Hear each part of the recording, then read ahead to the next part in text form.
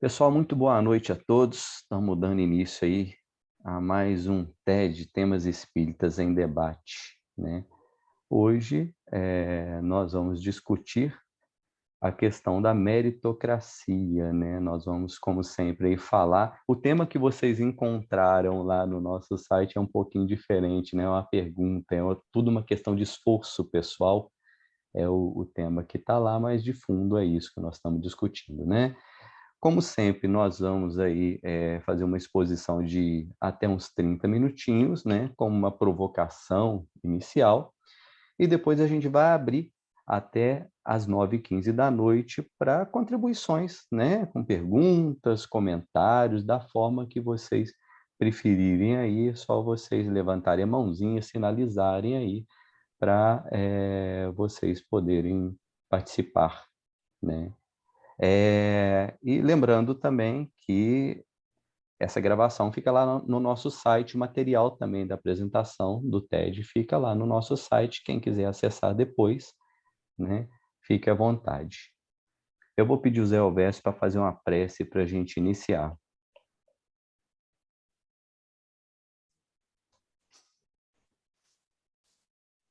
Nesse momento, então, unindo os nossos sentimentos, elevando os nossos pensamentos, buscamos a Jesus, nosso guia maior, pedindo a permissão para que possamos, em seu nome, mestre, iniciarmos o nosso estudo.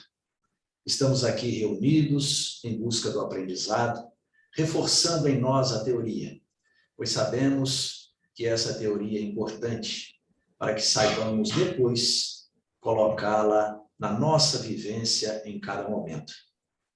Pedimos as tuas bênçãos, que envolva não apenas o nosso grupo, mas toda a humanidade, proporcionando a todos a alegria, o conforto íntimo, a esperança, que desenvolvam em si a consciência, a fé.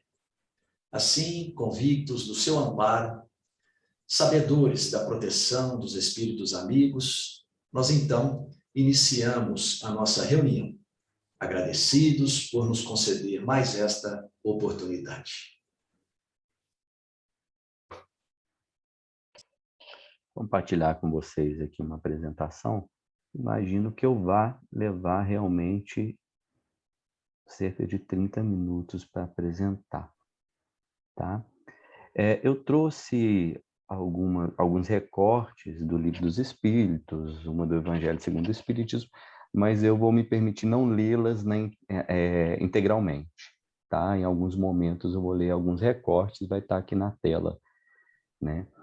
Bom, vamos lá, né, pessoal? Deixa eu só colocar essa tela.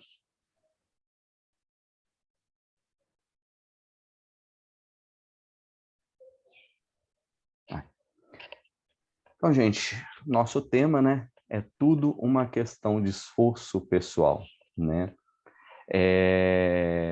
Para discutir a questão da meritocracia, eu trouxe inicialmente uma breve conceituação, né, bem singela, só para a gente ter um ponto de partida e depois, então, né, a gente vai relacionar aí o que isso tem a ver com o espiritismo, né?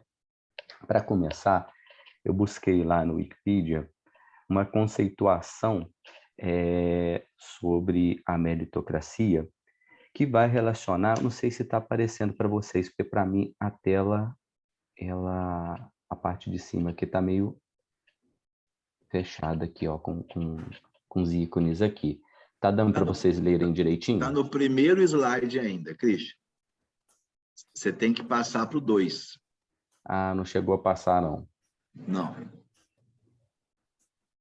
É porque eu já passei.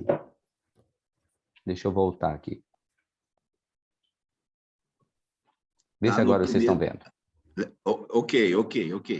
Agora, viu? Então vamos deixar Viu? dessa forma, porque eu já havia passado e vocês não conseguiram ver, né? Estão conseguindo ver o segundo, então, né?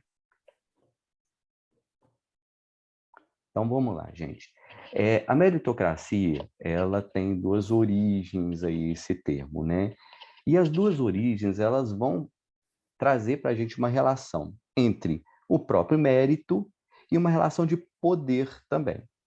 E tanto a palavra mérito quanto a palavra poder, elas vão trazer significados diferentes, permitindo que a gente interprete, por exemplo, como uma questão de justiça. E esse modelo, como nos traz aqui a definição, né, esse modelo faz parte de uma organização social, né, e ele está ali, vamos dizer assim, inserido em diversos espaços da sociedade, do nosso campo social, escola, universidade, instituições de trabalho, enfim, em todos os espaços de relações que a gente tem, e a base da meritocracia, né, é, como o próprio nome diz, né, um olhar para os méritos. O que seriam os méritos? A gente está falando dos esforços pessoais, a gente está falando das competências, das inteligências, das aptidões, né? E aí, eu ressalto para vocês o seguinte fato, né? Primeiramente, se eu não tenho aptidão para algo, eu teria que, para concorrer ou para tentar me igualar ao outro, desenvolver essas aptidões, né? Só que a gente vai considerar o seguinte: existem desigualdades. E essas desigualdades, elas fazem parte do processo social e nós não conseguimos medir essas desigualdades. Por quê? Cada um parte de um ponto diferente do outro. Se eu pego para concorrer a uma vaga de uma universidade importante dos Estados Unidos, um estudante de Londres, um estudante de uma família empobrecida de Angola e um estudante de uma área de periferia com altas vulnerabilidades aqui no Brasil, a gente está partindo de pontos diferentes e, óbvio, se há desigualdades, a gente deveria compensar essas desigualdades. Só que, como a gente não tem como medir essas diferenças, por exemplo, de aptidão, de esforço, né, a gente não tem como compensar. Então, aí a gente já começa a questionar essa ideia da meritocracia, porque se a gente não compensa, né, por mais que você se esforce, né, você não vai alcançar os mesmos objetivos com seus méritos, né? Uma outra ideia que eu trouxe aqui como ponto de partida também é um autor que é professor de Direito da Universidade de Yale, nos Estados Unidos. Ele escreveu um livro chamado A Cilada da Meritocracia. O nome dele é Daniel Markovits. E ele já começa assim dizendo que o mérito é uma farsa. Por quê? Né? Não vou ler tudo ali, vou só passar a ideia dele para vocês, né? Que está lá no livro. Ele vai dizer que a meritocracia ela se torna uma cilada porque ela prende as classes, e aqui ele está analisando, gente, a população dos Estados Unidos, né? A gente teria que fazer uma leitura um pouco mais adaptada para o Brasil, mas isso que eu vou trazer aqui realmente a gente consegue entender no Brasil. A classe mais favorecida economicamente, pelo olhar da meritocracia, hoje ela tem que lutar e investir muito em qualificação, em educação, para poder conseguir sustentar o seu espaço na sociedade, o seu status na sociedade, né? E esse investimento, obviamente, eles vão querer retorno. Isso faz com que eles tenham uma intensidade de trabalho maior, de comprometimento do seu tempo maior.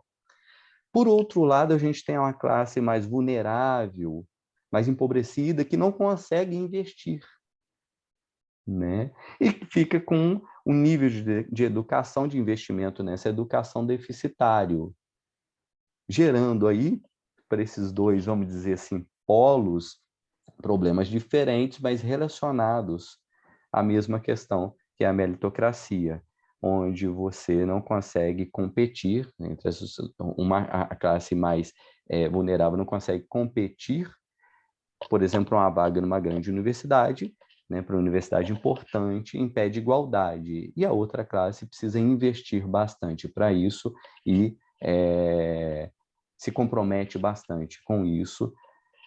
E uma outra visão que eu trouxe aqui para vocês é do professor Silvio de Almeida. Ele é advogado, é filósofo, ele é professor da Universidade de Yale, de Duke, nos Estados Unidos, da Mackenzie, aqui em São Paulo. Ele escreve num livro chamado Racismo Estrutural.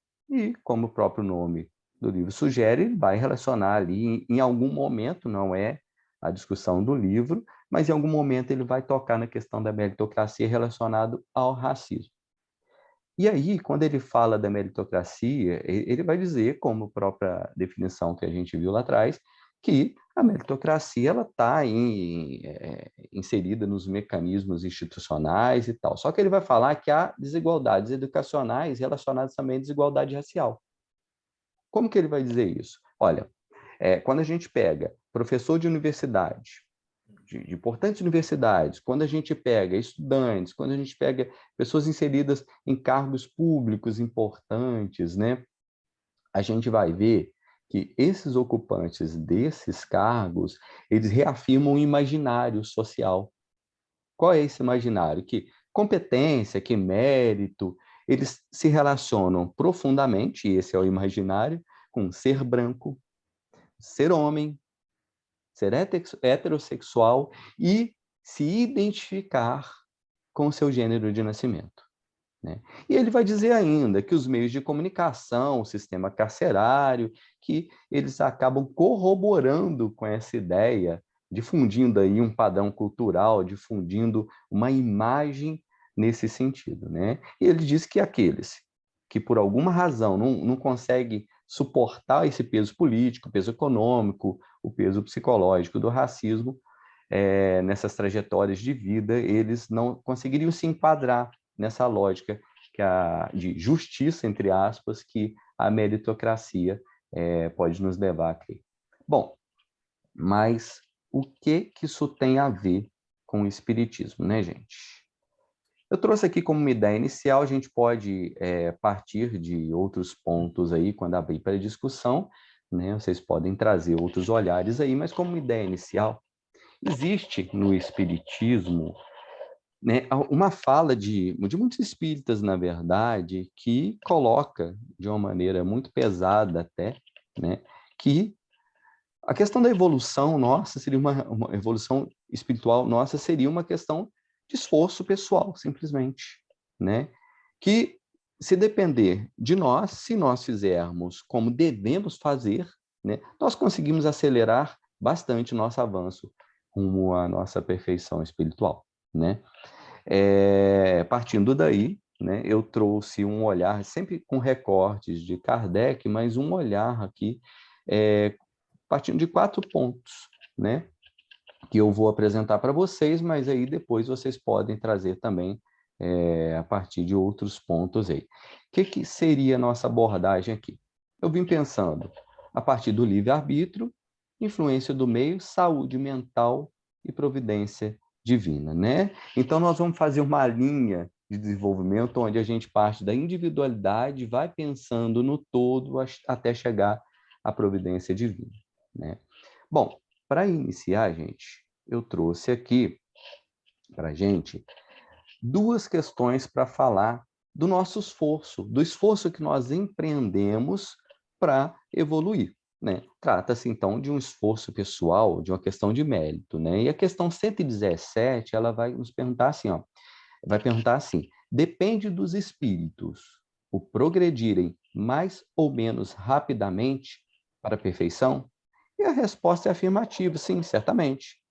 Eles a alcançam mais ou menos rápido, conforme o desejo que têm de alcançá-la e a submissão que testemunham à vontade de Deus. Uma criança dócil não se instrui mais depressa do que outra recalcitrante. Aí eu apontaria aqui para, posteriormente, se vocês quiserem discutir, primeiramente a questão do desejo, né? O que é esse desejo? Que se eu desejar, eu possa alcançar isso, né?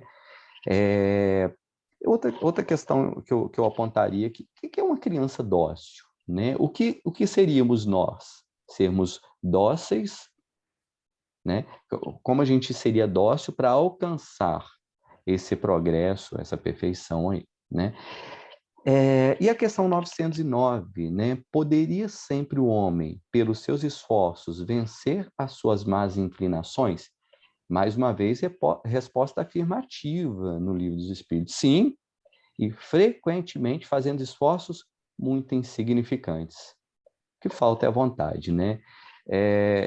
Realmente assim, gente, né? Com esforços até insignificantes, nós conseguimos vencer. Trata-se, mais uma vez, a questão de mérito ou de esforço pessoal, né?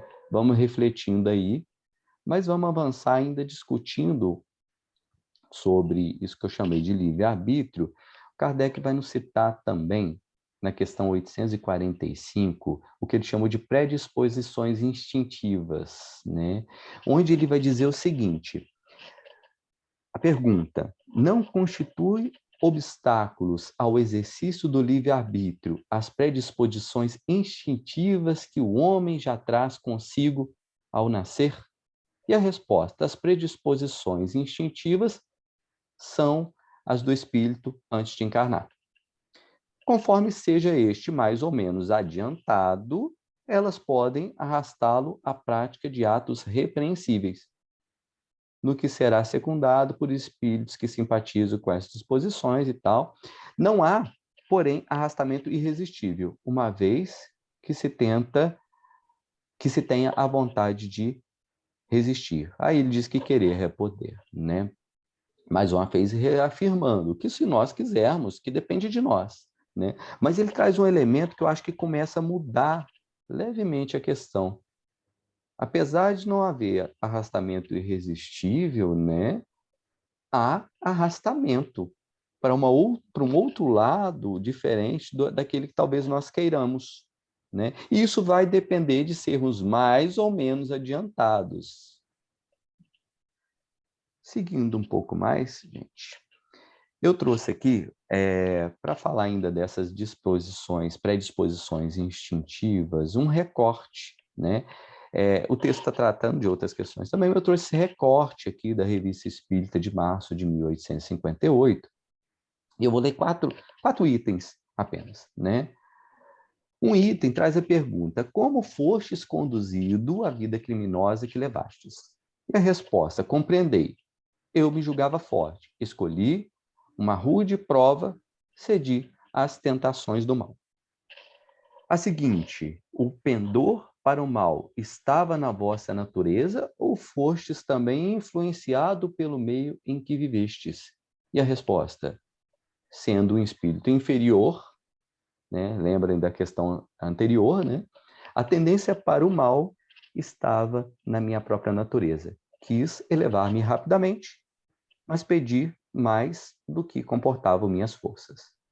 Seguindo, se tivesses recebido sãos princípios de educação, ter-vos-ia desviado da senda criminosa? Sim, mas eu havia escolhido a condição de nascimento.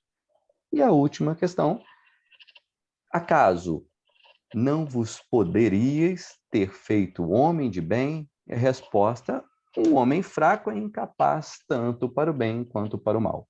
Poderia talvez corrigir na vida o mal inerente à minha natureza, mas nunca me levar à prática do bem. A resposta do Espírito a gente pode discutir no outro momento, mas eu queria apontar para vocês aqui, primeiramente, ele traz três coisas até levantadas por Kardec.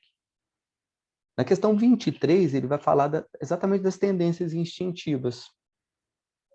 Na 24, vocês vão observar que ele vai trazer a influência do meio como algo forte, interferindo, né? Na vontade, interferindo no desejo, interferindo no caminho que ele possa ter escolhido. E na 25, ele traz um elemento novo aqui que a gente vai discutir no próximo slide: a apatia. Então, vamos à apatia.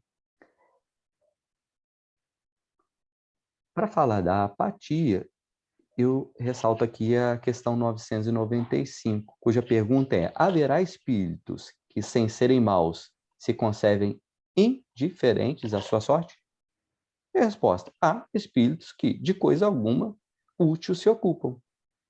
Eles ficam na expectativa, mas, nesse caso, sofrem proporcionalmente, devendo em tudo haver progresso neles o progresso se manifesta pela dor. E 995A. Não desejam esses espíritos abreviar seus sofrimentos? E aí sim, desejam, sem dúvida, mas falta-lhes energia bastante para quererem o que pode aliviar. Quantos indivíduos se contam entre vós que preferem morrer de miséria a trabalhar? Vejam bem, não sei se a gente nem pode dizer que é uma escolha, o sujeito querer morrer de miséria a trabalhar, né?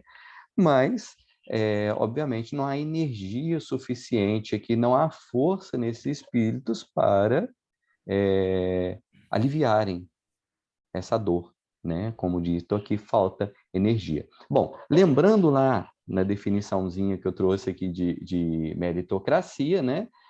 A nossa pergunta, tudo a questão de esforço pessoal, né? A gente vai ver que nesse caso aqui estão falando que falta tanto poder, né? E não é possível alcançar esse mérito, né? Se falta poder, a gente não pode discutir a questão de justiça, né? Porque essa própria lógica que está implícita também a ideia da meritocracia de justiça, né? Estaria aí caindo por terra, né? Porque esses espíritos já não conseguem se inserir nessa lógica aí, né? Seguindo, eu vou falar agora com vocês um pouquinho, trouxe um pouquinho agora a respeito da influência do meio, que é uma outra abordagem, um outro ponto de abordagem que eu trouxe aqui como ponto de partida para a gente discutir aqui um pouquinho mais. E aí na questão 216, né, que tem a pergunta: em suas novas existências conservará o espírito traços de caráter moral de suas existências anteriores? E eu vou ler só parte do que eu destaquei aqui. Isso pode dar-se, mas melhorando-se, ele muda. Pode também acontecer que sua posição social venha a ser outra. Se de senhor passa a escravo, inteiramente diversos serão os seus gostos e dificilmente o reconhecerias. Veja, estamos falando que a influência do meio aqui está mudando a trajetória do sujeito.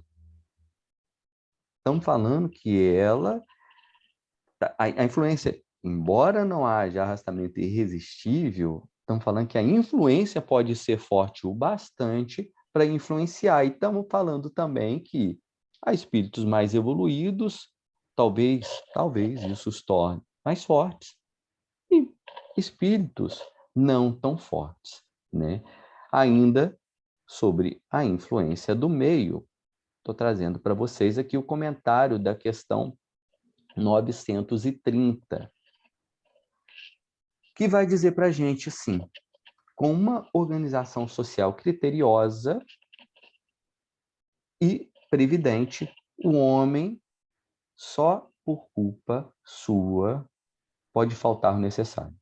Porém, vejam bem, suas próprias faltas são frequentemente resultado do meio onde se acha colocado, né? Então, mais uma vez, a gente começa pensando aqui, olha, é uma questão comigo, né? É uma questão de eu saber me organizar, eu saber me colocar, né? E só por culpa minha, né, esses erros vão ser cometidos. Mas olha só, logo em seguida, né, a influência do meio, mais uma vez, marcante, mais uma vez, trazendo aí para nós um olhar um pouco diferente sobre essa questão do esforço pessoal, do mérito pessoal, né? Mais adiante, na questão 779, a gente vai ter a seguinte colocação aqui, ainda falando sobre influência do meio, tá, gente? O homem se desenvolve por si mesmo, naturalmente, mas nem todos progridem simultaneamente do mesmo modo. Lembre dos pontos de partida diferentes, né? Dá-se então que os mais adiantados auxiliam o progresso dos outros por meio do contato. E a outra é o comentário da questão 768, né? Homem nenhum possui faculdades completas, mediante a união social a que elas, umas às outras, se completam para lhe assegurarem o bem-estar e o progresso. Enfim, o que eu quero colocar aqui para a gente, né? Realmente, quando a gente fala desse esforço pessoal, desse mérito, a gente não tem uma ideia aqui que a evolução é também coletiva, né? Se ela é também coletiva, a gente pode falar realmente em mérito pessoal. A gente pode tratar essa questão da meritocracia, do esforço pessoal, da forma como às vezes é tratada. Muitas vezes a coletividade que vai ser o impulsionador desse sujeito, né? Então não se trata de mérito pessoal. Se a gente pegar, sei lá, um sujeito que está no lugar certo, na hora certa, e fizer a leitura dele, tirar e destacar esse sujeito. Pega um Neymar, por exemplo, né? Sucesso no futebol, né? Mas o ponto de partida dele já é um pai que já tinha uma trajetória ali, já tinha uma história, conhecia caminhos. Agora vamos pegar o Neymar e colocar no começo do século XIX, do século XX. Será que ele teria o mesmo sucesso? Né? Então, precisamos pensar nesses pontos de partida aí também, né? Sobre saúde mental, eu trouxe duas questões aqui, como uma reflexão inicial. Né? A 847, Livros Espíritos, né? A aberração das faculdades tira ao homem o livre-arbítrio, né? E a resposta, só uma parte que eu vou ler, já não é senhor de seu pensamento aquele cuja inteligência se acha turbada por uma causa qualquer. E desde então, já não tem liberdade, né?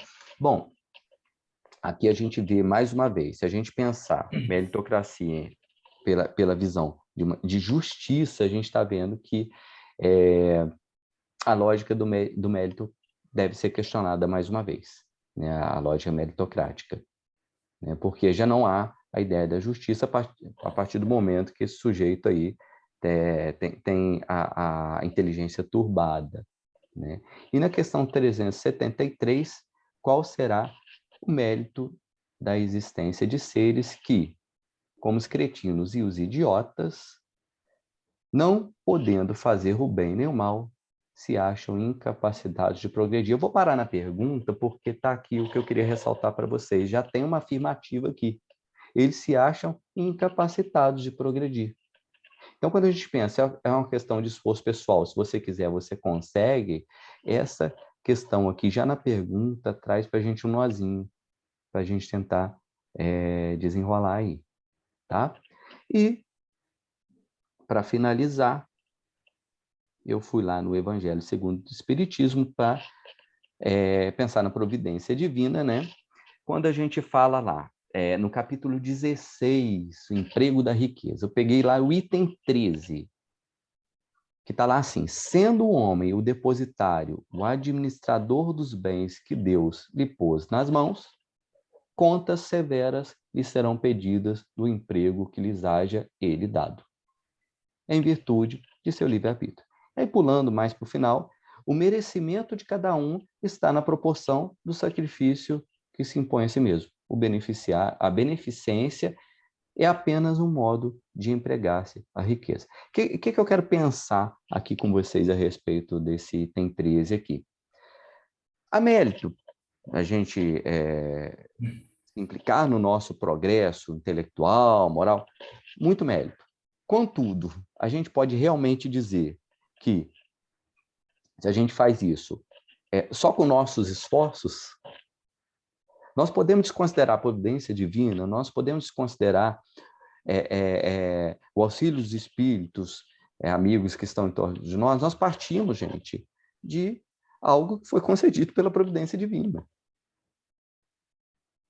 Como fica, então, a questão do mérito? E mais, né, a partir dessas, pensando nessas conquistas, né, nós partimos de pontos de vista diferentes e de pontos iniciais diferentes, né? Então, gente, era mais ou menos o que eu queria trazer para vocês aí como uma provocação inicial para a gente discutir aí se é realmente tudo uma questão de esforço pessoal. Agora a gente vai abrir aí para os comentários, participação de vocês.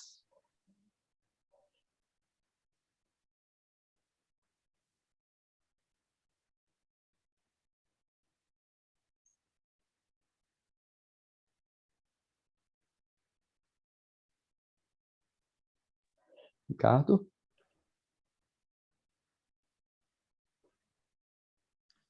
Eu acho que essa pergunta, se tudo é uma questão de esforço pessoal, ela vai ser respondida de forma diferente se nós analisarmos o espírito em si mesmo, na sua condição de desencarnado, que é a sua condição natural, e examiná-lo, o espírito é encarnado, sob a influência da matéria, com um dado cérebro, com uma família específica, no momento da história, numa condição social, em determinado país.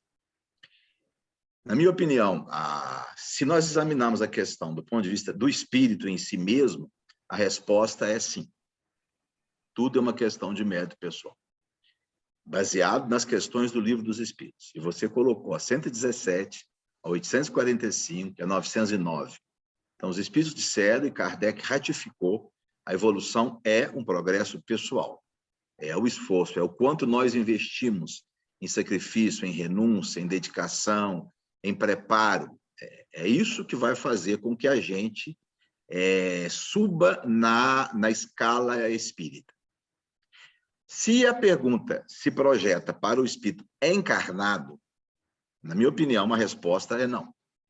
O esforço pessoal é um dos elementos que vai ser considerado na vitória, no sucesso, sucesso aí entre aspas, né?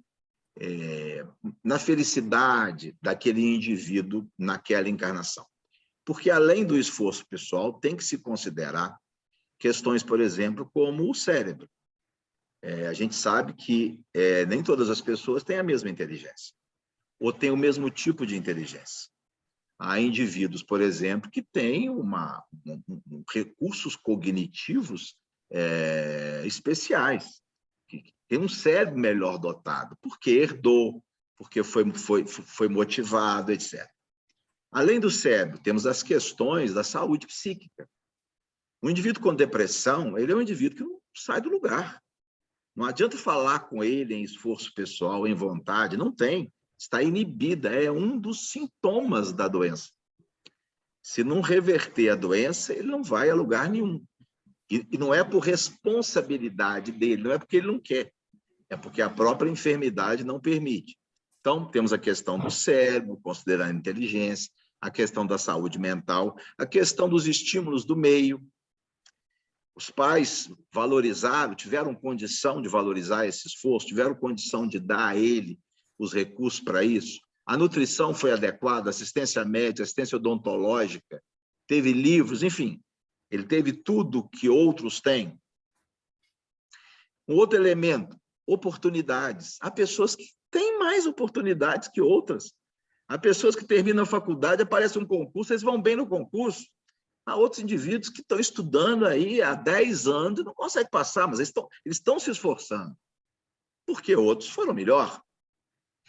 Então, eu acho que são muitos fatores que entram em jogo quando a gente examina o espírito encarnado. A questão do cérebro, a questão da saúde mental, a questão das oportunidades, a questão da família, a condição socioeconômica, tudo isso se soma ao esforço pessoal. Então, há aí uma série de elementos. Nós, espíritos, temos que ter muita consciência disso. Porque eu pego, às vezes, até mesmo mensagens mediúnicas, que são excessivamente ingênuas.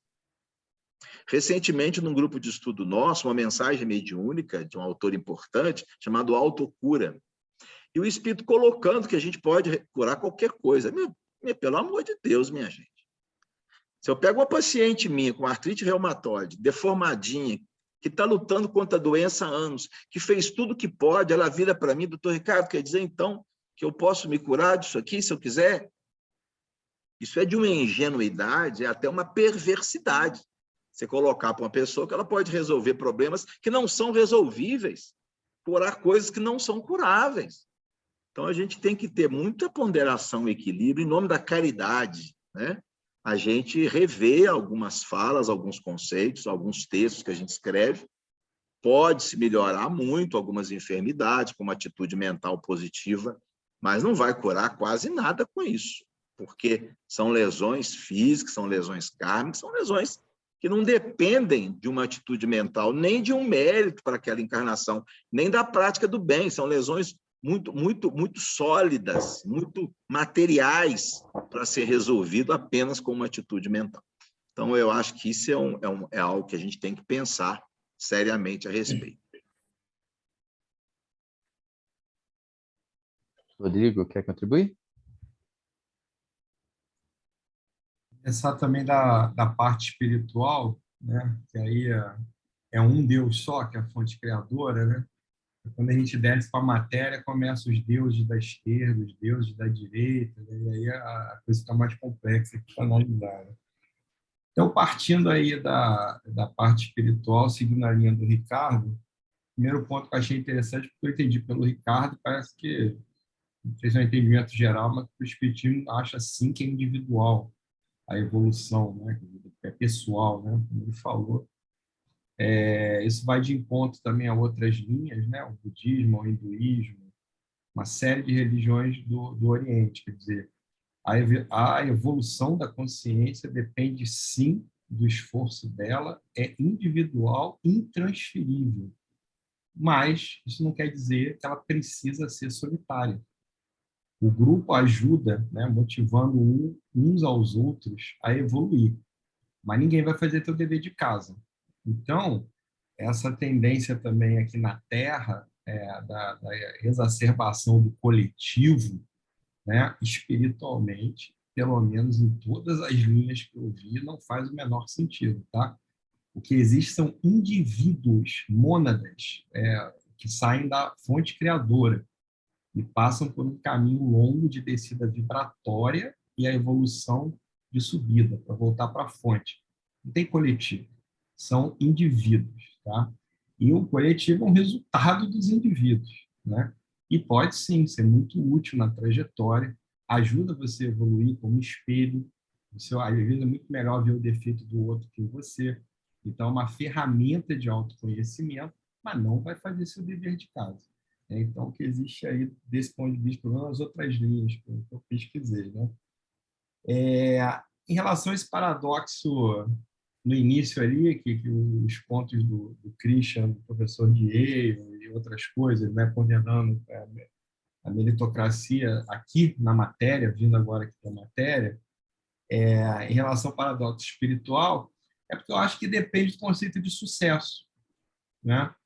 Quer dizer, na parte espiritual, é mais fácil, talvez, entender que o esforço pessoal ele joga um fator preponderante, não vou nem dizer que seja o único, né, respondendo diretamente a pergunta, eu acho que a gente também tem muita interdependência de causas e condições, mas acho que o esforço pessoal é extremamente importante no espiritual.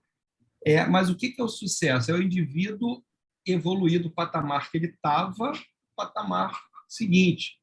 Ele não está se comparando necessariamente a outro. Se você toma isso daí como um sucesso aí de uma reencarnação ou de um progresso, fica mais fácil. Quando você vai para a matéria, todos esses pensamentos aí contrários à meritocracia colocam um certo modelo de sucesso, dinheiro, status, etc. Só que eu acho que pode ser aplicado também o mesmo conceito. Não interessa tanto comparar se o cara que não teve acesso à educação ou nasceu numa família pobre tem que atingir o mesmo sucesso do cara que, materialmente falando, né, a partir de uma família rica, etc. Acho que tem que ver a própria evolução dele dentro das condições que ele teve acesso, né? E aí, talvez, o máximo que se pode fazer é olhar pessoas com condições parecidas, se você quiser comparar em coletividade, né? Não faz muito sentido comparar banana com laranja. Eu acho que essa coisa, toda crítica que eu escuto muito aí da meritocracia, eu acho que tem um pano de fundo, para mim, falso, né? Como se tivesse um conceito de sucesso comum, mais ou menos aceito aí no mundo material, tá? Outra coisa é que quando ele começa a falar muito da questão da o cara tem que estudar muito, o rico gasta muito dinheiro com curso e depois vai para o emprego, não sei o que. Eu não sei exatamente o ano que o livro foi escrito, mas a internet veio mudar radicalmente isso, né? Hoje, você faz cursos das melhores universidades do mundo, cursos bons e que o mercado está valorizando, né, por preços, frações de preço que você paga numa universidade brasileira, que não é nem classificada entre as 200 melhores do mundo, né? Você faz entre as que estão os 5 melhores do mundo, você paga um quinto, um sexto, um oitavo do que você paga numa faculdade brasileira que ninguém conhece, né?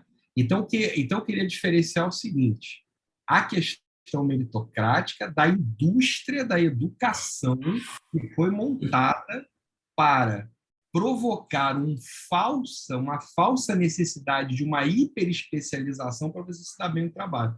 Aqui no Brasil, isso é patente das pessoas que fazem 2, 3 faculdades antes de começar a trabalhar. Porque o mercado quer, não quer. Né? Então, assim, existe uma indústria para provocar medo e para ganhar dinheiro em cima disso, que eu acho que não tem nada a ver com a meritocracia, que no final é o desempenho, a qualidade do trabalho lá que você vai ter. Tá? Então, assim, né? E está cheio de exemplos de pessoas que não precisam ser hiper especializadas para fazer boas carreiras. Outra coisa é a explosão de pessoas autônomas, que trabalham com vídeos na internet, conseguem ganhar dinheiro para sustentar, sem precisar entrar no paradigma de empresa, né, de crescimento de carreira, nada disso, está mudando completamente. Depois eu vou até ver aqui o ano que ele escreveu isso daqui, porque eu acho que impacta muito o que ele falou. Tá? Por último, na questão do emprego da riqueza. Eu queria apontar para uma coisa que eu acho uma sutileza ali que falou, embora o pensamento como um todo seja, na minha opinião, bem interessante, bem correto, mas quando ele entra na questão do sacrifício, né? Então, não, se ele usar a riqueza para ele, está errado, mais ou menos condenado, né? Mas se ele usar para o coletivo, e aí depois ele entra numa como, né, o sacrifício é uma coisa boa, etc, né? Acho que tem 2 falácias aí, tá? Dificilmente, né, o que a gente normalmente chama que a pessoa gasta só dinheiro para ela, o cara compra 3 iates, 5 Ferraris, etc. Ele está alimentando toda uma cadeia produtiva, né? Quer dizer, a questão do dinheiro só para ele, se pegasse todo o dinheiro, botasse embaixo do colchão e não fizesse realmente absolutamente nada. Acho que praticamente não existe ninguém que faz isso. Então, isso é uma falsa dicotomia, tá? Quer dizer, ele está, mesmo sendo egoísta, ele está trabalhando coletivo, tá? E a segunda coisa é, por que aparece a palavra sacrifício ali? É para condenar quem é rico? Quer dizer, até que ponto essas análises são manchadas pela nossa inveja, né? Pela nossa vontade simplesmente de ter as coisas e criar teorias para culpar os outros, né? Então, são meus pontos aí. Parabéns, Cristian. Achei, cara, extremamente completo aí. Queria falar mais coisas, porque você levantou várias questões interessantes, não dá tempo. Então, obrigado aí. Rodrigo Liva, de 2019. E aí, pessoal, está aberto aí para quem quiser fazer mais comentários, trazer questões. Quem gostaria?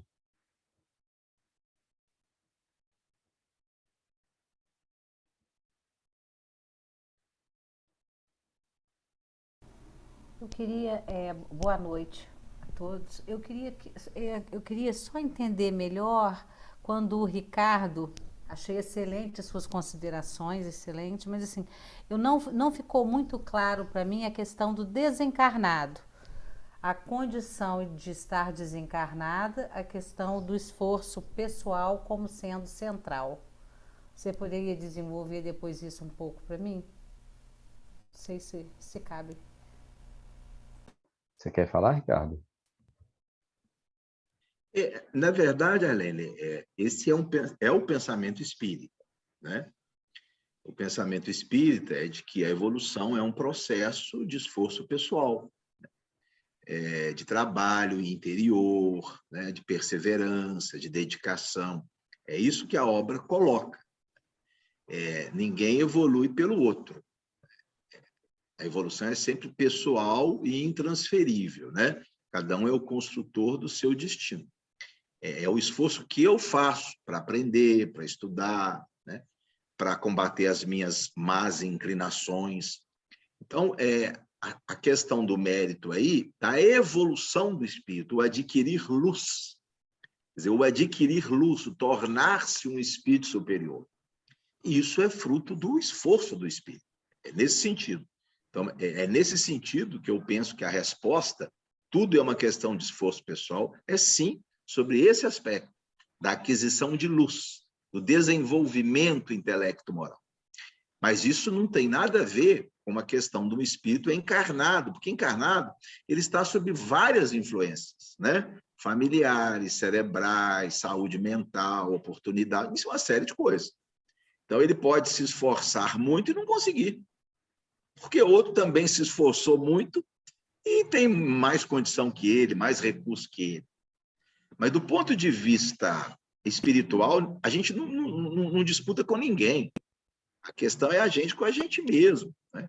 Aqui não, aqui abre um concurso, tem 5 vagas, tem 200 pessoas. Como é que a disputa não é com o outro? Não tem como não ser com o outro. Então, aí é que eu acho que a questão do esforço pessoal é um elemento importantíssimo, mas não é o único. Do ponto de vista espiritual, ele é o único, né? Eu vou adquirir luz na medida que eu me esforçar. Eu não dependo de mais nada. Tá certo, Ale? Tá bom, obrigada, Ricardo. Jerry levantou a mão, não queria contribuir?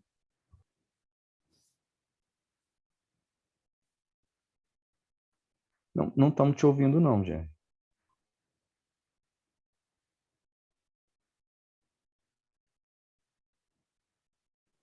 O microfone está ligado, mas a gente não está ouvindo. Deve ser alguma coisa aí diferente.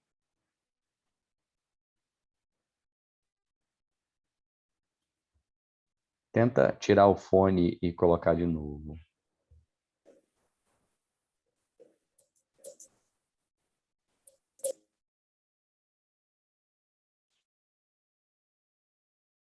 Ainda não te ouvimos. Não.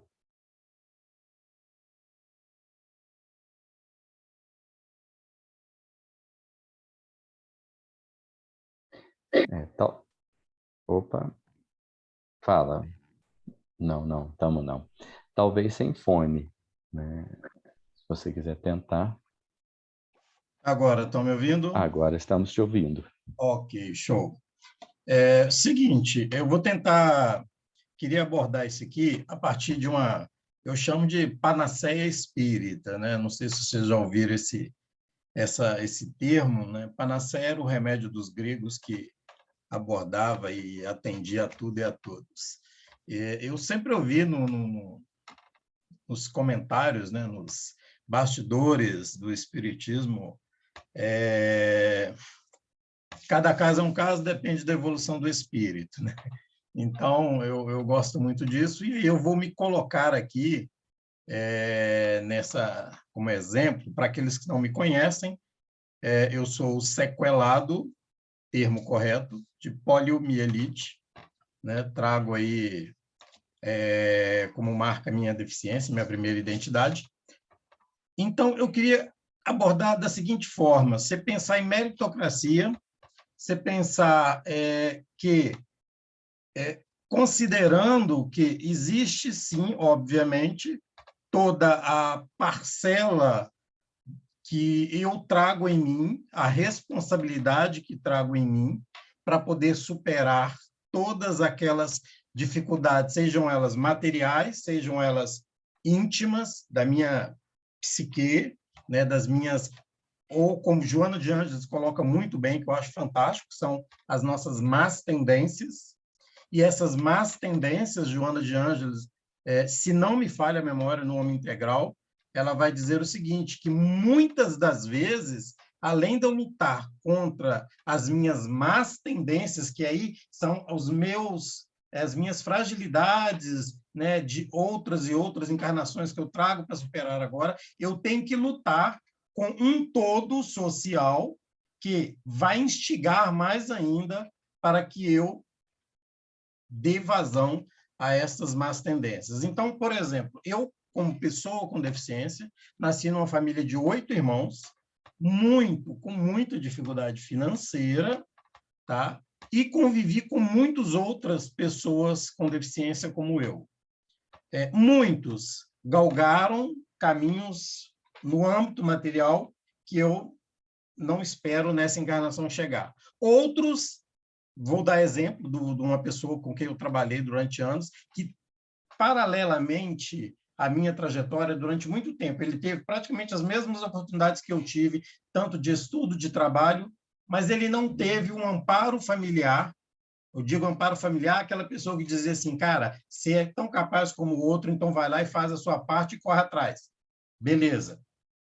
E hoje eu constantemente encontro ele pela rua, pedindo esmola, não sei o quê. Eu arranjei várias oportunidades de trabalho, ou seja, o espírito, beleza. Mas eu, enquanto GR, vou dizer o seguinte, por que tantas dificuldades no âmbito material que não deveria existir, mas existem? E aí, um texto que eu produzi há pouco tempo que fala o seguinte, eu tenho pavor quando alguém fala para mim, cara, você é um exemplo de superação. Desculpa, não sou não, cara. Não sou não, porque isso é bobagem. Porque o que você está julgando como exemplo de superação, eu não deveria superar. Eu não deveria superar a falta de acessibilidade, porque isso é uma questão social. É uma questão política, econômica, é uma questão de atraso, é uma questão que deveria uma sociedade que se preocupa não impor isso a outras pessoas. Então, quando você reencarna dentro de uma sociedade, dentro de um âmbito familiar, você traz em si toda a sua bagagem espiritual, todas as suas más tendências, toda a sua vontade de vencer, mas você ainda tem que lutar contra todo um conjunto que vai dizer para você, olha, aqui é barreira, meu querido, você não vai passar. Então, eu considero muito difícil você dizer assim, meritocracia, o mérito do outro, esforço pessoal, tudo isso, mas desconsiderar que existe muitas, muitas forças, sejam elas em âmbitos metafísicos ou em âmbitos físicos, para poder ajudar com que você não cumpra, às vezes, o seu processo, sua programação, sua trajetória reencarnatória aí. Então, acho que é muito válido a gente pensar em todos os âmbitos nesse sentido. Essa é a minha contribuição que eu queria deixar aí. Obrigado, Jerry. Quem mais gostaria de fazer um comentário, de contribuir de outra forma?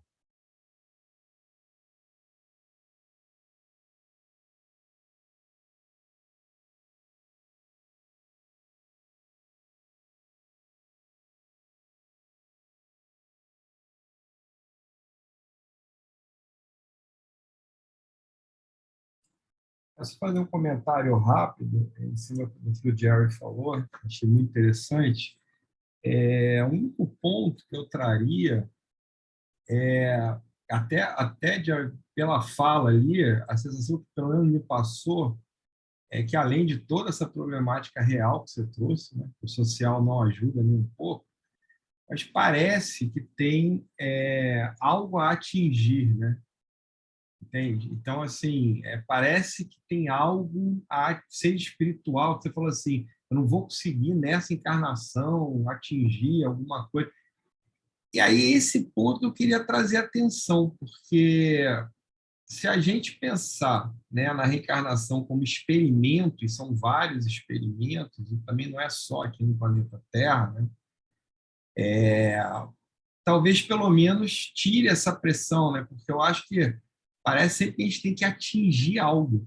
Eu acho que a meritocracia ela oprime também, seja espiritualmente ou seja materialmente, porque parece que a gente sempre tem que atingir alguma coisa, né? E talvez a gente pense pouco que pode ser um aprendizado ali, né? Simplesmente, não necessariamente ter uma meta, percebe? O fulano ganhou a reencarnação, ele super... Eu não sei aonde vem esses limites, né? Esses delimites aí. O budismo, por exemplo, que é reencarnacionista, esse conceito quase não existe, né? Eles tentam iluminar, em alguma reencarnação acordar, mas eles aceitam um pouco essa noção de faz o bem para você colher o bem, o mal vai ter mais tendência ao mal, mas eu não vejo tão forte quanto no espiritismo, que tem uma influência ocidental grande, porque o catolicismo, nitidamente, você tem meta, você vai para o céu, vai para o inferno, né? Então, assim, parece que a gente tem que atingir alguma coisa, né?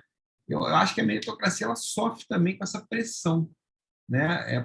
Se for de novo, né?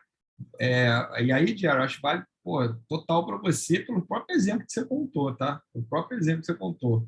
Se você, aonde eu estava, da onde eu vim, né? A minha situação hoje é você com você, não faz sentido você comparar com o outro, né? Talvez você chegue num outro tipo de pensamento, do ponto de vista de, poxa, estou aprendendo, né? Estou sentindo dor, é difícil, mas estou aprendendo. Não tem aquela pressão como se você tivesse que chegar num lugar. E eu também levo isso para a parte espiritual, né? Tem religiões que falam que você não tem que chegar muito num lugar, você tem que acordar. Você já está lá, né? Então é um pouco diferente essa questão. Eu estou dizendo até por mim, que durante muito tempo sempre fiquei com esse conceito de meta na cabeça, seja espiritual, seja material, né? E de certa forma sempre me oprimiu muito. O contato com o Oriente é que eu comecei a relativizar isso e eu gerei espaço dentro de mim e os resultados foram melhores, tanto espiritualmente quanto materialmente. Entende? Pô, parece que quando você pensa menos nisso. Então, vou trazer esse ponto aí em cima do que o Jerry falou. Acredito, Rodrigo, que isso vem de nós mesmos, né? Nós, nos espaços sociais aí, a gente começa a criar aí metas, né? Um lugar a se chegar e todo mundo começa a olhar para aquele lugar a se chegar e comparar, né? Quem chega primeiro, quem tem condição de chegar, né? Mesmo dentro de centro espírita, né? Parece que tem algumas posições aí a serem alcançadas, embora isso não tenha o menor significado, né? Valor de crescimento real, né? E às vezes é o que complica a vida de muito sujeito. Quanto ao espírito desencarnado, eu não sei, eu estava pensando, Ricardo, que existe um fator que tanto encarnado quanto desencarnado talvez seja muito forte. E aí dependa muito mais do grau evolutivo do espírito, né, para conseguir vencer tanto encarnado quanto desencarnado. Né? Se você pega um Chico Xavier comparado com uma outra pessoa com muito menos condição de preparo espiritual, né, a gente vê que ele consegue avançar nesse campo aí de discussão nossa de questão de esforço pessoal e tal, de uma outra forma, construindo outros caminhos. Porque mesmo o espírito desencarnado, ele vai ter uma influência do meio, né? É claro, num grau evolutivo muito adiante, né? Essa influência ela vai se tornando menor, né? Mas quanto mais próximo, quanto mais agarrado aqui na Terra, né? Ele ainda sofre influência mesmo de outros espíritos que podem atuar no seu psiquismo ali, gerando até algum grau de escravidão. Né? E aí mesmo sendo a questão, eu entendo e concordo que é uma questão de esforço pessoal que você vai galgando com séculos aí, com o tempo, né? No infinito, mas existe momento, sim, que a influência do meio era tão forte, né, que você, mesmo com seu esforço, às vezes se torna muito difícil. Volto a dizer, não, Kardec disse, não é irresistível, né? Mas é realmente pesado. Eli? Boa noite a todos. Eu acho que o motivo da discussão, né, em torno desse tema, de uma forma geral, e do ponto de vista espírita, eu acho que é uma confusão entre dois tipos de relações diferentes.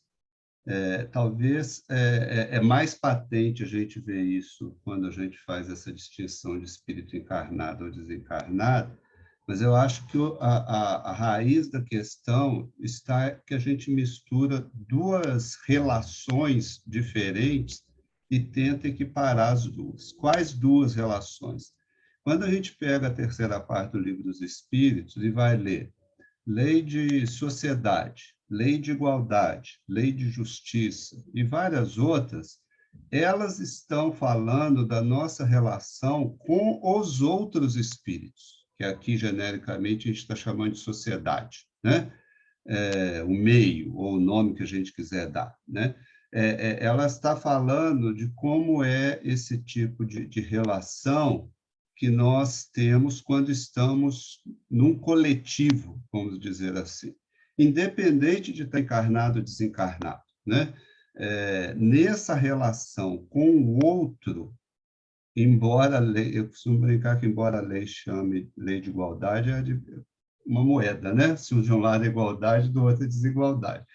porque devia chamar a lei das desigualdades, porque não tem um espírito igual a outro atualmente, né? Vamos dizer assim, se a gente fosse analisar desse ponto de vista. Então, na realidade, essas diferenças, elas se ressaltam quando a gente está considerando a questão social, ou a questão coletiva, ou o nome que a gente quiser dar, né? Outra coisa que eu acho que é muito diferente é a nossa relação com Deus, ou o nome que a gente quiser dar. Enquanto espíritos, independente de estar encarnado ou desencarnado, a nossa relação com Deus.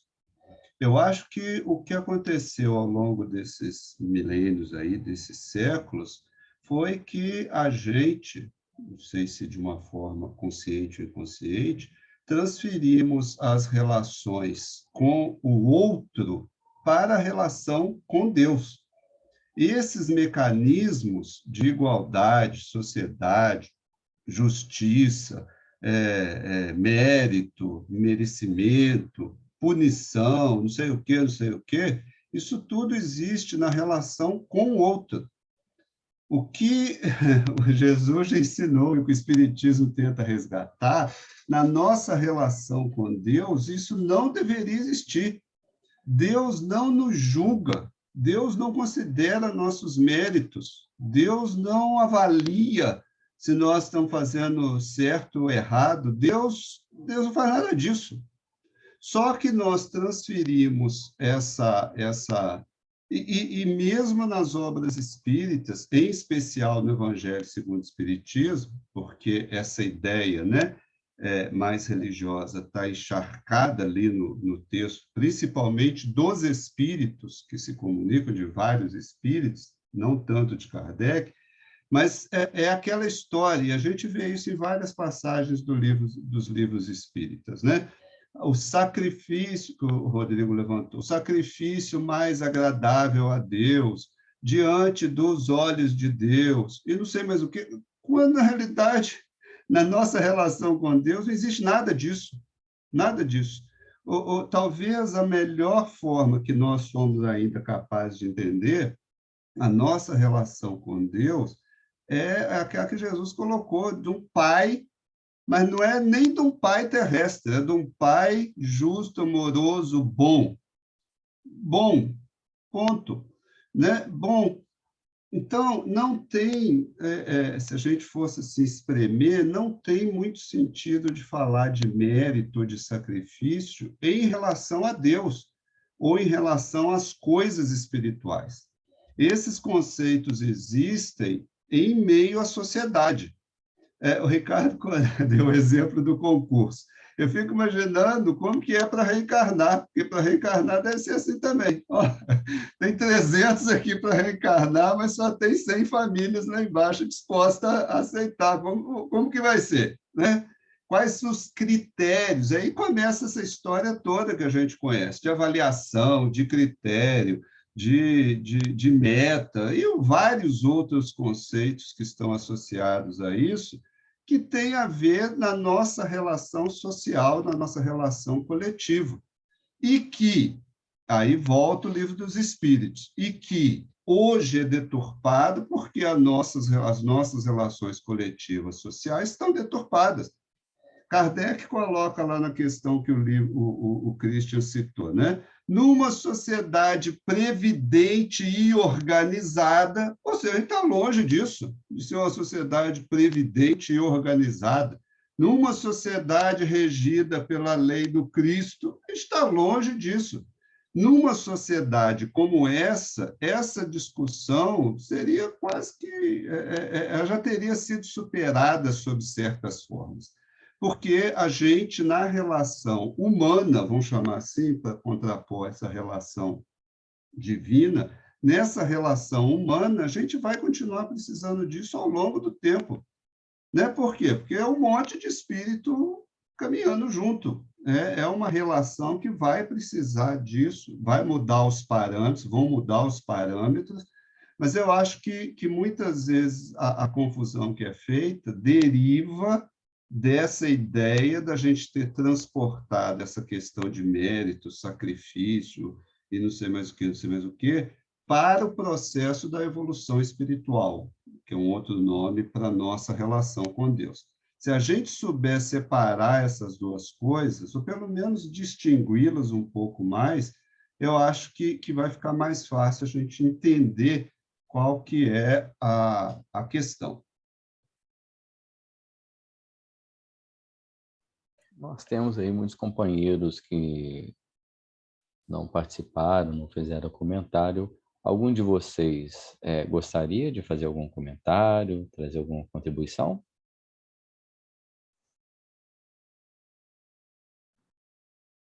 Não?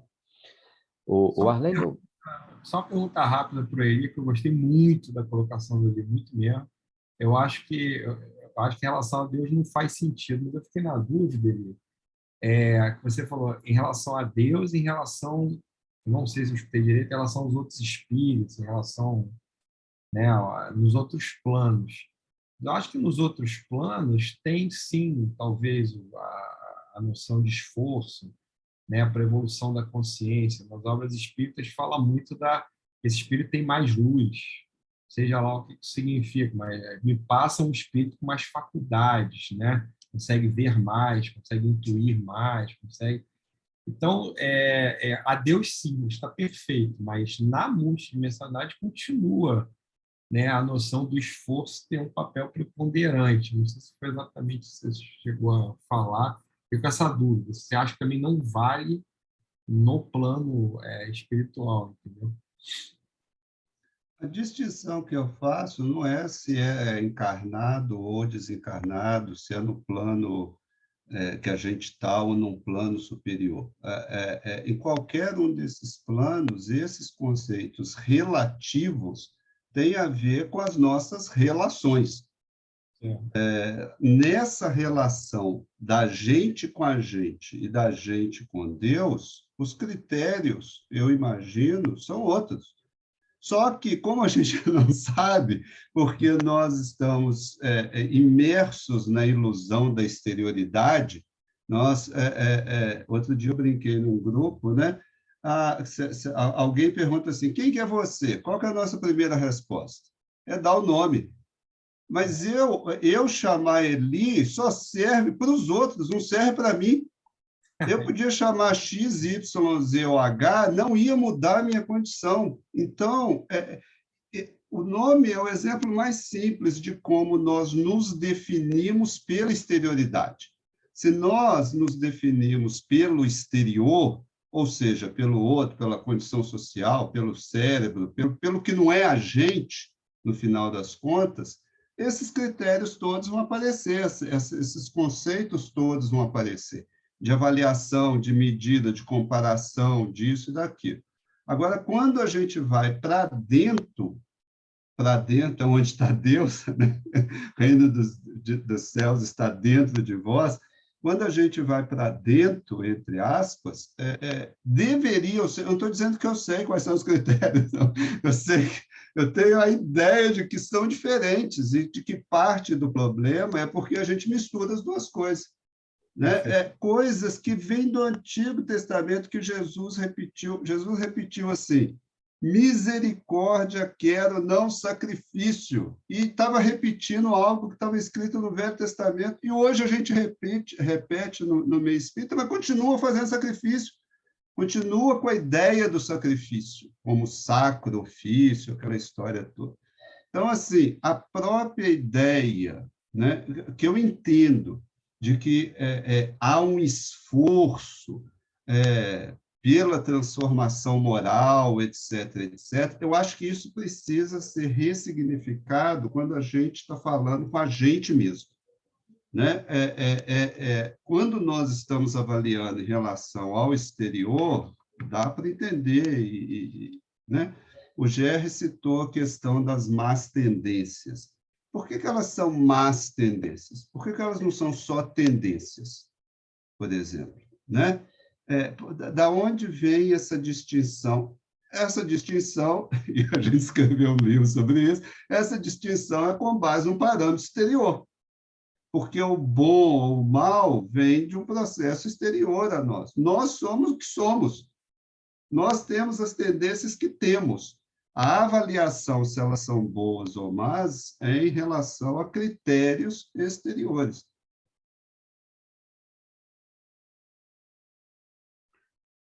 O Arlene, você tinha colocado uma questão aí, uma dúvida sua no chat aí, agora você já colocou, ficou claro. Você quer expor a sua dúvida ainda assim?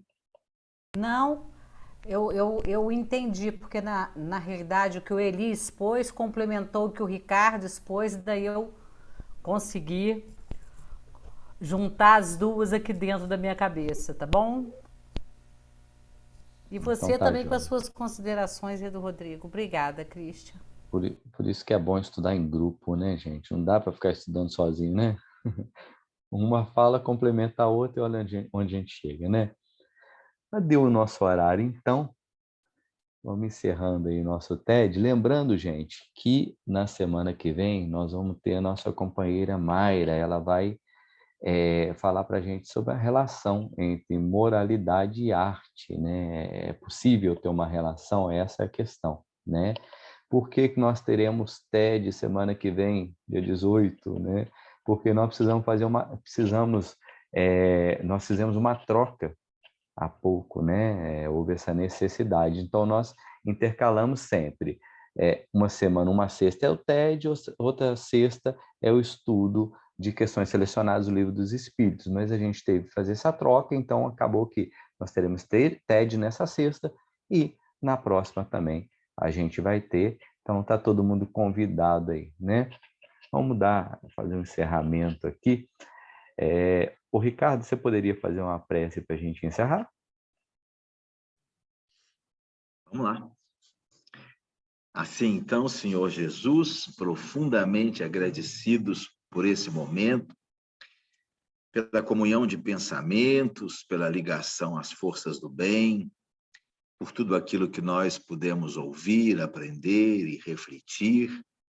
Queremos dar graças, queremos agradecer imensamente, Senhor, e pedir que o Senhor continue nos motivando, nos auxiliando nesse processo de desenvolvimento espiritual, numa evolução que, ao mesmo tempo, é pessoal, mas que deve ser solidária. Que a gente possa entender que a nossa presença no universo ela é uma presença que significa entrelaçamento, junto daqueles que nos são caros e daqueles que ainda nos são relativamente indiferentes, mas que um dia também serão partes do nosso afeto. Envolvendo, então, os espíritos amigos que têm participado conosco, pedindo luz para os nossos lares, saúde para os nossos entes queridos. Em seu nome, em nome de Deus, nós damos concluída a reunião da noite. Pessoal, obrigado pela participação de todos Um aí. abraço, Uma pessoal. ótima Boa noite. Bom noite. Até final de semana que vem. semana para todos. Obrigado, valeu. Eu agradeço a todos.